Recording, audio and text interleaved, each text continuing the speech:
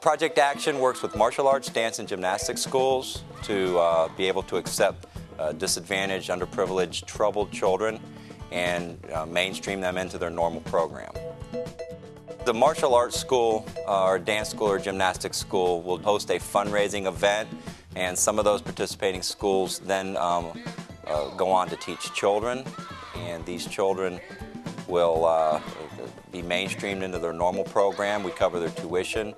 It's Project Action pays them a little under what they're normally paying, charging the general public. And we pay them $720 a year, which is $60 a month. The average martial arts school's about $100. Some of them are as much as $220 a year. Gymnastics is even more. Go!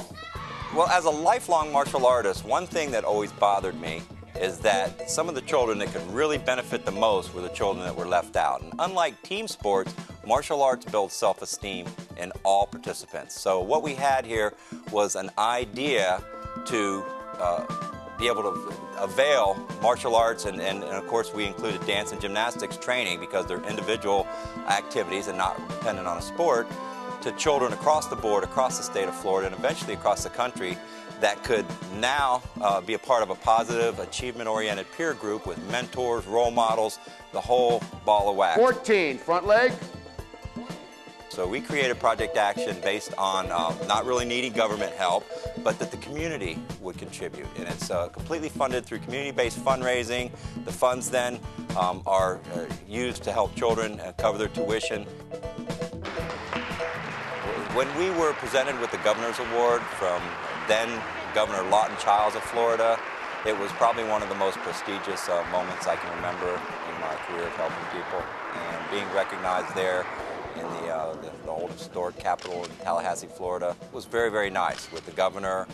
We continued to use that for promotional value for years to come to help to grow Project Action.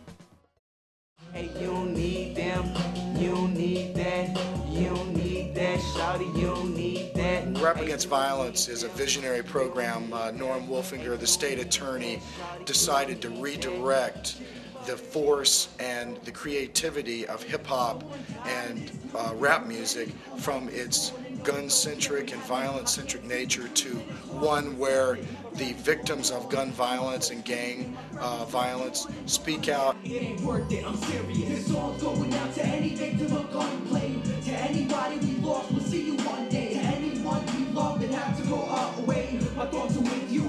So you actually involve the victims in the solution, but you also involve youth because they ultimately hear this on the local radio station. We've done public service announcements announcing it.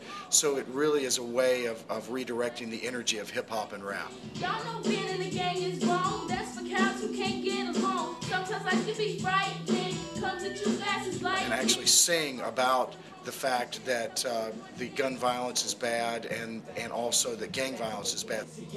There's some things we gotta change in our lives, so I'ma write a few rhymes and try and save a few lives. See, instead of fighting, and beefing with another, we need to unite and start loving one another when it all. Because when you hear the messages in those songs and know that each one of these people lost a friend or loved one to gun violence and know that they are working their frustrations and their victimization out through that music, but also trying to help others in the process, you know you're doing good work. What's going on in the city? Beautiful, and if you take the wrong step, there's no telling what they might do to you. Over territories, tough shoes, and niggas shooting you. Gang violence, leading to funerals. Well, we're incredibly honored to be part of this recognition because we know that what the governor's office is doing is what we're trying to do, and that is call attention to a great need, which is to eliminate gun violence and greatly reduce, if not eliminate, gang violence. You just move along, another unsolved murder, nobody step up.